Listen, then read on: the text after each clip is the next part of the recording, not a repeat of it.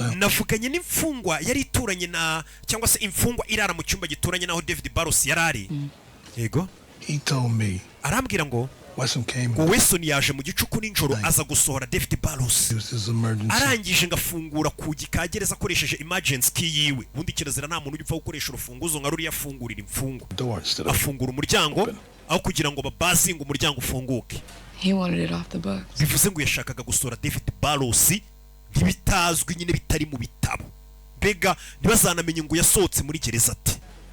Yego. Batangiye kubibona kabasirifiye bafite ukuntu bajyaga bashaka gusohora David Barros mu buryo butemewe n'amategeko. What if Weston tried to kill Burroughs last night and not the other way around? Atahubwo se noneho biramutse bibaye uriya musirifiye Weston ariwe washatse kwica imfungwa Barros aho kugira ngo baduha amakuru yuko Barros ngari washatse kwica Weston.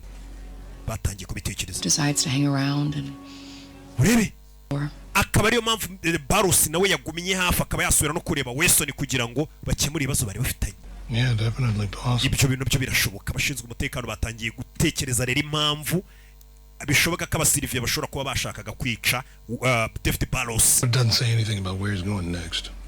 I don't suppose this inmate of yours told you where he was headed? Iyo mfungwa se nta kindi kintu yakubwiye cyaho baba bekerekeje? No. Oh yeah. Ah, damn it. Oh, I promised the guy. iyo mfungwa ahubwo nari nayemereye agatoroshi 1 nibagiwe. Itoroshi yoza kureba. What? Iki? Briggs sent over the inventory list from. Urabizi kiriya gereza bita ngo ni Briggs batwoherereje ibintu byose bikoresho byose byari biri mu cyumba cy'imfungwa David Barros. There's no flashlight. Nta toroshi yari iri mu cyumba cyande cya Barros. Every week if he's hiding something. Umva buri cyumweru dusaka imfungwa ntago ducyaka ko ari ikintu bahise bagaruka mu cyumba cya David Barros barebe. Ni kukiba imfungwa yatubwiye ngo David Barros yari afite toroshi none toroshi twe tukaba tutayibonye. Iyo toroshi ihisha